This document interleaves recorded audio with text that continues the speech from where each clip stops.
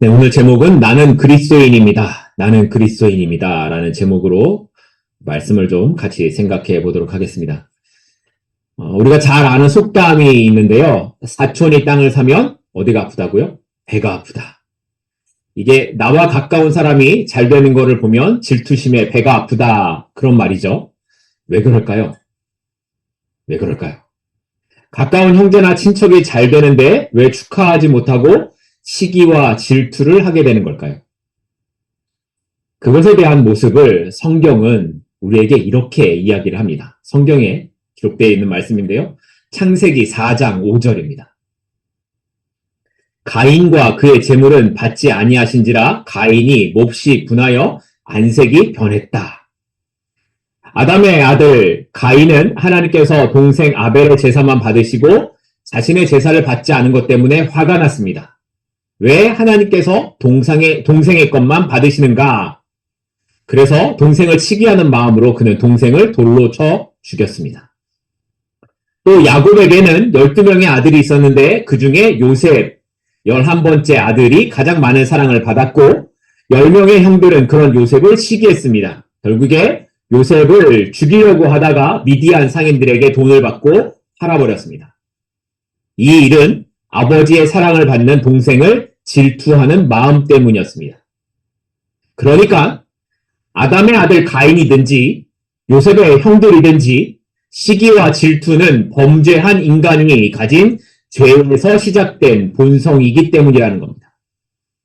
누구나 시기와 질투에 사로잡힐 수 있고 누구나 시기심으로 죄의 길에 설 수 있다라는 것이 성경에서 보여주는 인간의 마음 역사입니다.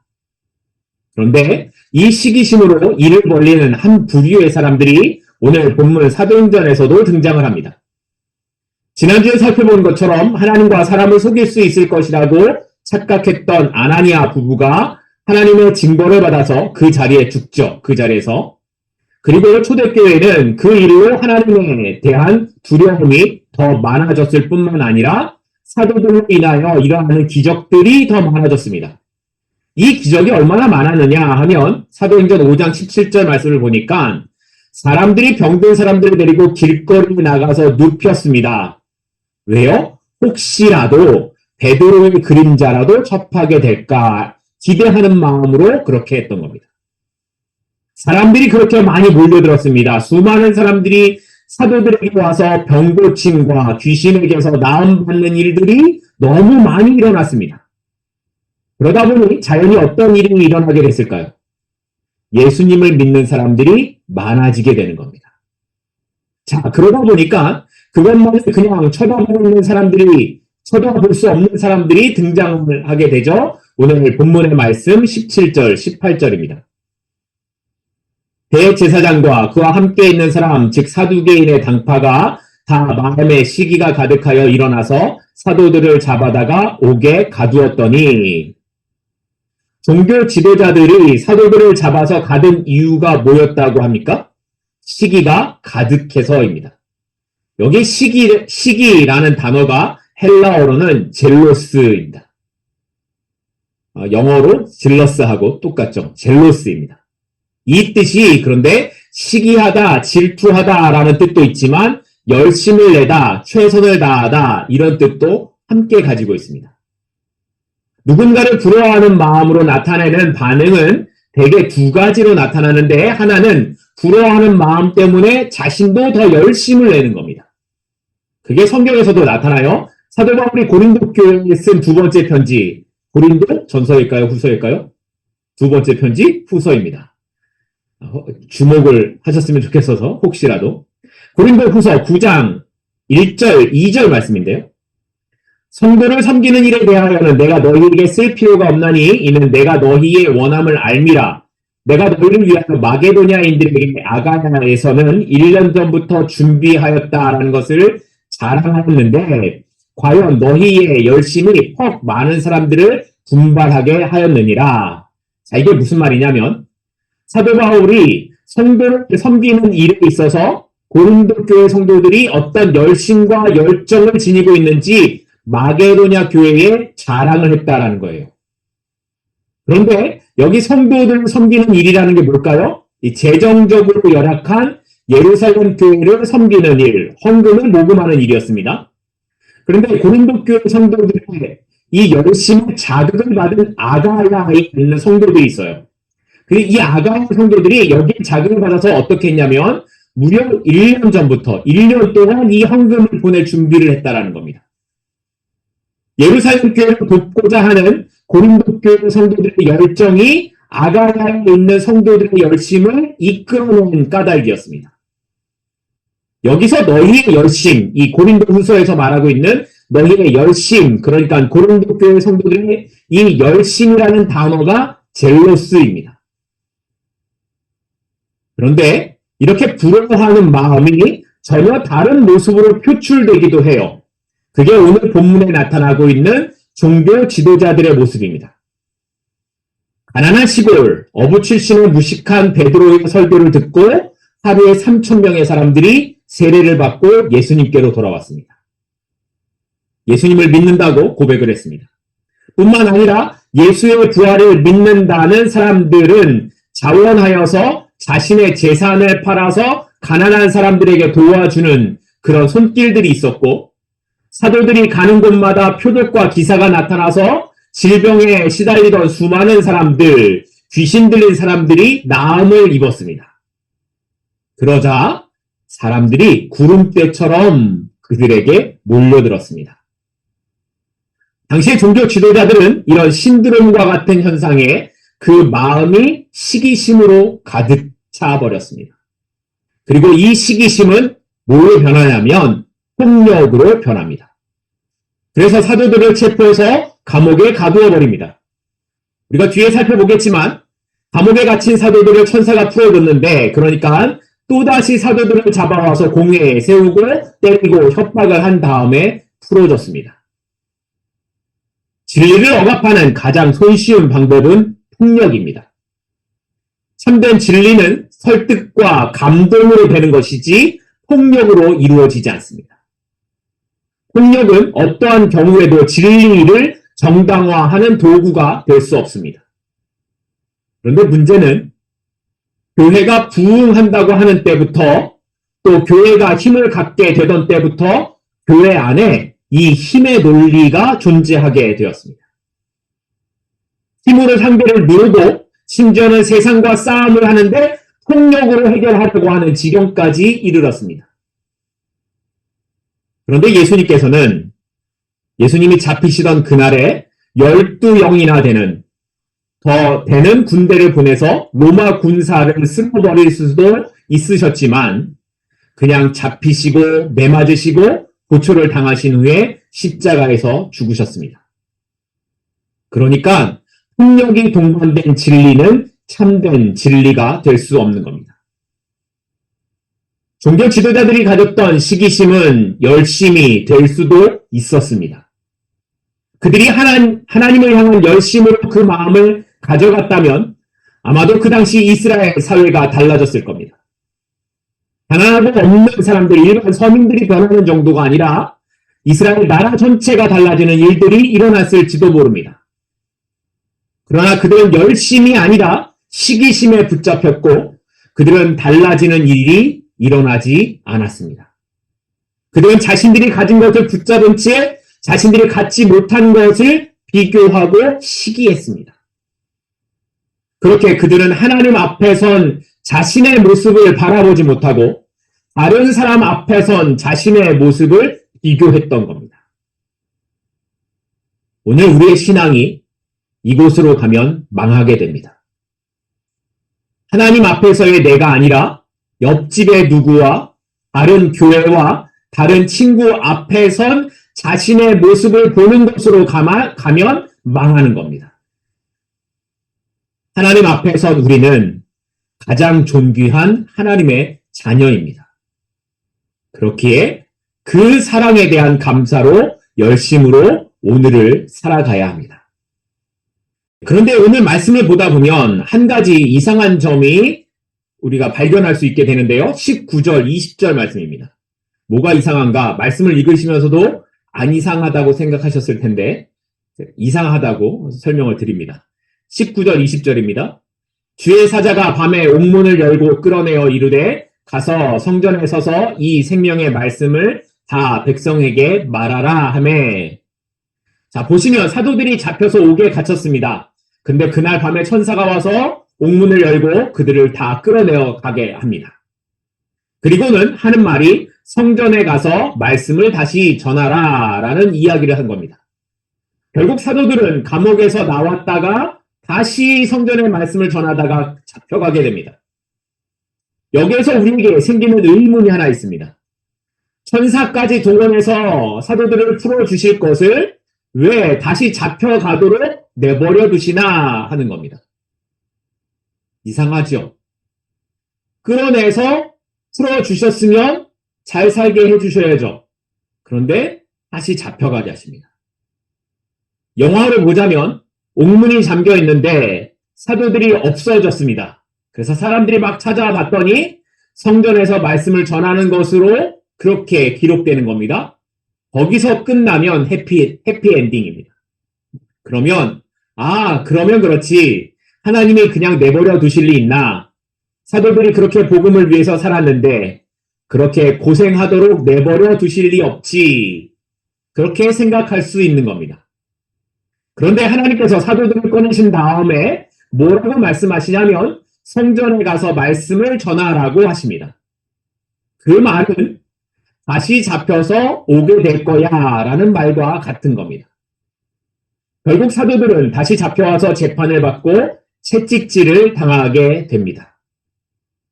우리가 생각한 해피엔딩이 아닙니다. 사실 많은 초대교회 성도들과 사도들은 감옥에 갇히고 매를 맞고 순교를 당하고 죽었습니다. 그러니까 오늘 본문에 기록된 이 사도들을 감옥에서 꺼내주신 것은 그들만을 사랑한 하나님의 특별한 모가 있는 게 아니고 그들이 뭘 잘했기 때문에 하나님이 특별한 은혜를 주신 게 아니라는 겁니다. 그들이 감옥에서 고생하니까 하나님이 내버려 둘 수 없어서 꺼내주신 것이 아니라는 겁니다. 왜 꺼내주셨을까요? 20절에 있는 것처럼 백성들에게 말씀을 전하기 위한 목적이 있기 때문이라는 겁니다. 이런 겁니다. 너희들이 말씀을 전하다가 잡혀서 옥에 갇혔다고 약해지거나 낙심하거나 절망하지 말라고 말씀하시는 겁니다. 너희가 잘못 가고 있는 것이 아니니까 포기하지도 말고 의심하지도 말라는 그런 용기의 말씀, 위로의 말씀을 주시는 겁니다. 주의 사자가 사도들을 감옥에서 꺼낸 후에 또다시 생명의 말씀을 전하라고 한 것은 바로 이것을 확인시켜 준 것이었습니다. 성경은 사도들이 신앙의 길을 가기 때문에 감옥에 갇혀도 빠져나온 것으로 성도는 이런 능력의 삶을 산다는 것을 이야기하지 않습니다. 오히려 다시 그 길을 가고 잡혀서 매를 맞고 협박을 당하는 삶을 산다고 이야기합니다. 좀 그러신가요? 그럼 우리가 그렇게 힘든 길을 꼭 가야만 하는가 하는 생각이 드시나요? 하나님이 함께 하시면 좀 잘 살 것을 기대했는데 이게 뭔가 하는 생각이 혹시 드십니까? 그런데도 우리가 그런 성도의 길을 가야 하는 이유는 그럼 뭡니까? 지난 수요일에 우리가 살펴봤던 다니엘의 세 친구의 삶을 보면 그들이 죽음 앞에서 그 뜨거운 풀무불을 앞에 두고서도 하나님을 향한 믿음을 고백합니다. 다니엘서 3장 17절, 18절 말씀인데요. 왕이여, 우리가 섬기는 하나님이 계신다면 우리를 맹렬히 타는 불묵불 가운데서 능히 건져내시겠고 왕의 손에서도 건져내시리이다. 그렇게 하지 아니하실지라도 왕이여, 우리가 왕의 신들을 섬기지도 아니하고 왕이 세우신 금 신상에게 절하지도 아니할 줄을 아옵소서. 얼마나 멋진지 모릅니다. 하나님의 자녀들이 이렇게 하나님을 향한 믿음을 지킨다면 당연히 하나님께서 그 위험에서 건져주시는 게 맞을 겁니다. 그런데 하나님께서는 그들 앞에 있는 죽음의 위협, 풀무불을 없애주지 않으셨습니다.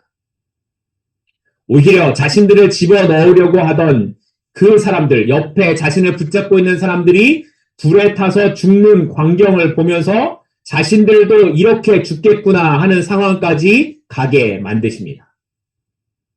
그렇게 믿음을 지켰으면 하나님께서 능력을 보여주셔서 갑자기 비를 내려 불이 꺼지게 하시든지 아니면 지진이 나서 풀무불 장소가 땅속으로 꺼지게 하셔야 할 것 같은데 그냥 그들을 불 속에 들어가게 하십니다. 정말 죽었구나. 정말 죽었구나 하는 시간까지 끌고 가십니다. 그런데 들어가자마자 그 속에 하나님의 사자가 함께합니다. 그 죽음의 장소에 하나님이 함께 하시고 보호하셔서 머리털 하나도 타지 않고 그을음조차 없도록 보호하시는 겁니다. 그것이 성도의 길을 가야 하는 이유인 겁니다. 우리가 성도의 삶을 지켜가다가 손해를 보는 일을 당하신 적이 있으십니까? 거짓과 불의한 세상에서 신실한 성도의 삶을 살다가 절망하게 하는 일을 당하신 적이 있으십니까? 마음의 상처를 당하고 어려움을 당하는 일이 있으셨습니까? 그래도 우리는 다시 주의 길을 가는 겁니다. 이제 정말 희망이 없는 것 같다라는 상황까지 가도 우리가 그리스도의 사람인 것을 포기하면 안 되는 이유가 뭐냐면 그 길의 끝에 하나님이 우리와 함께 하시기 때문이라는 겁니다. 풀무불 가운데 함께 하셨던 하나님께서 우리의 삶에 찾아오셔서 함께 하시고 일으키시고 지켜주시기 때문입니다. 바라기는 이 믿음이 우리에게 살아있는 힘이 될 수 있기를 소망합니다. 이 믿음으로 함께 살아가는 저와 여러분이 되기를 소망합니다. 자, 이렇게 감옥에서 나간 사도들이 성전에서 말씀을 전하고 있다는 소식을 들은 종교 지도자들은 성전 경비대를 보내서 다시 사도들을 잡아왔습니다. 27절, 28절 말씀입니다. 그들을 끌어다가 공회 앞에 세우니 대제사장이 물어 이르되 우리가 이 이름으로 사람을 가르치지 말라고 언금하였으되 너희가 너희 가르침을 예루살렘에 가득하게 하니 이 사람의 피를 우리에게 돌리고자 함이로다. 예수의 이름으로 가르치지 말라고 지난번에 말했는데 왜 말을 안 듣냐? 그런 거죠. 그리고 하는 말이 예수가 죽은 것이 우리 탓이 아닌데 너희가 그 잘못을 우리에게 돌리고 있다라는 거였습니다. 좀 뻔뻔하죠. 자기들이 죽여놓고. 그러자 사도들이 한 대답이 29절에 있는 말씀입니다. 29절에 베드로와 사도들이 대답하여 이르되 사람보다 하나님께 순종하는 것이 마땅하니라. 지난번에 베드로와 요한이 잡혔을 때에도 그랬는데 이번에도 사도들은 전혀 기가 죽지 않습니다. 공회 앞에 유대 최고의 권력자들이 이렇게 앉아 있는데 자신들의 살고 죽음을 결정하고 있는데 전혀 그들은 두려움이 없습니다. 그리고는 우리는 오직 누구에게만 순종한다고요? 하나님께만 순종하겠다고 결단을 보여주고 있습니다. 여러분은 죽음 앞에서 이런 결단을 해보신 적이 있으십니까? 없으실 겁니다. 저도 없습니다. 사실 우리는 사도들처럼 이렇게 죽음의 위협 앞에서 믿음의 결단을 해야 하는 일이 없습니다. 얼마든지 신앙의 자유를 가지고 하나님을 예배하고 믿음을 이야기할 수 있습니다. 하지만 사도들의 고백을 우리의 삶에 적용해 보면 조금 이야기가 달라질 수도 있습니다. 우리는 때때로 하나님과 사람 사이에서 어떻게 해야 할까 갈등하는 경우가 있습니다. 하나님과 부모님 사이에서, 하나님과 남편 사이에서, 하나님과 아내 사이에서, 하나님과 직장의 동료나 상사나 아니면 하나님과 친구들 사이에서 갈팡질팡하는 때가 있을 수 있습니다. 그런데 그때에 결단이 필요합니다. 우리는 그때마다 사람보다 하나님을 순종하는 것이 마땅하다라고 말할 수 있어야 합니다. 물론 하나님의 말씀과 주위 사람들의 요구가 다르지 않고 갈등이 일어나지 않으면 그것보다 더 좋은 게 없겠지만 그렇지 않은 일들이 우리의 삶에 일어날 수 있습니다. 그때에 우리의 신앙적 결단이 필요하다라는 겁니다. 그때 우리에게 주신 말씀처럼 분명한 원칙을 세워야 합니다. 사람보다 하나님을 순종하는 것이 마땅하다. 이게 무너지면 우리의 신앙은 결국 무너지게 됩니다. 초대교회 사도들이 죽음을 각오하고 하나님께 순종하는 것을 선택한 것처럼 오늘 우리의 삶에서 어떤 것을 선택해야 하는지 분명하게 결정하셔야 합니다. 그렇게 사도들은 죽음을 각오하고 공회 앞에서 예수 그리스도를 전했지만 종교 지도자들은 이제 화가 나서 사도들을 죽이려고 합니다. 하지만 그때 가말리엘이라는 율법 교사가 일어나서 사람들을 설득합니다. 야, 봐라. 옛날에도 이런 사람이 있었는데 그가 죽자 그를 따르는 사람들이 다 없어졌다. 그러니 이들이 하나님께로부터 온 사람이면 그렇게 없어질 것이고 만약 하나님께로부터 온 사람들이면 우리가 하나님을 대적하는 것이 되지 않겠냐. 그러니 죽이는 것은 하지 말자. 이렇게 설득합니다. 그래서 사도들을 채찍으로 때린 다음에 예수의 이름으로 말하는 것을 하지 말라고 협박하고는 놓아주었습니다. 그런데 채찍으로 때리는 것, 이것이 당시에는 가죽끈 끝에 갈고리를 달아서 때리는 것이기 때문에 한 대만 맞아도 살이 다 찢겨 나가는 거였다고 합니다. 근데 이 채찍을 한두 대 때리고 말았을까요? 아마 많이 때렸을 겁니다. 그러니 등에 살이 다 벗겨지고 살점이 떨어지는 아픔이 있었을 겁니다. 근데 오늘 말씀 뒷부분 5장 끝부분을 보시면 사도들이 이렇게 매를 맞고 어떻게 했냐면 기뻐합니다. 마치 미친 사람들처럼 매를 맞고 기뻐합니다. 그들은 예수님 때문에 사는 사람들이었고 예수의 이름으로 기적을 행했고 예수님을 위해 복음을 전했으며 예수님을 위해 기꺼이 고난을 받았습니다. 채찍에 맞아서 살이 찢겨져 나간다고 해도 그들은 예수님의 이름을 위하여 그 일을 당하는 것을 내가 사도가 된 것을 인정받은 것이라고 여겨 기뻐했습니다. 사실 사도들뿐만 아니라 초대교회 성도들은 대부분 그러한 신앙을 가졌습니다. 그래서 얼마 지나지 않아 사람들은 그들을 가리켜 크리스찬이라고 불렀습니다. 크리스찬이란 그리스도에 속한 사람이라는 것을 말하는 겁니다. 그리스도에게 속한 사람. 그 마음의 그 모든 삶의 영역에 그게 기쁨이나 슬픔일지라도 온통 그 안에는 그리스도가 담겨 있는 사람을 가리켜 크리스찬이라고 부르는 겁니다. 맥스 루케이도라는 사람이 있는데 목사님이거든요. 이분이 쓴 하나님 저도 고치실 수 있나요? 라는 책에 나오는 예화 중에 이런 이야기가 있어요. 어느 날 밤에 한 백화점에 도둑이 들었습니다. 근데 이 도둑이 물건을 하나도 훔치지 않고요. 대신 다른 일을 했어요. 뭐를 했냐면 물건을 훔치는 대신에 물건에 있는 가격표를 다 바꿔버린 겁니다. 200만 원이 넘는 고가의 카메라의 가격표를 2만 원으로 붙이고 대신에 200원짜리 볼펜 가격을 200만 원으로 붙이는 그런 일을 하고 도망갔습니다. 다음날 아침이 됐습니다. 직원들이 출근을 했는데 그리고 사람들이 와서 쇼핑을 하기 시작했는데 4시간이 지날 때까지 아무도 문제점을 알아차리지 못했다라는 겁니다. 그리고 나중에 사실을 알게 된 다음에 아주 난리가 났습니다. 자그마치 4시간 동안 누군가는 아주 큰 횡재를 했겠죠. 또 누군가는 엄청난 바가지를 썼을 겁니다. 온통 뒤바뀐 가격표로 인해 얼마나 사람들이 황당했겠습니까?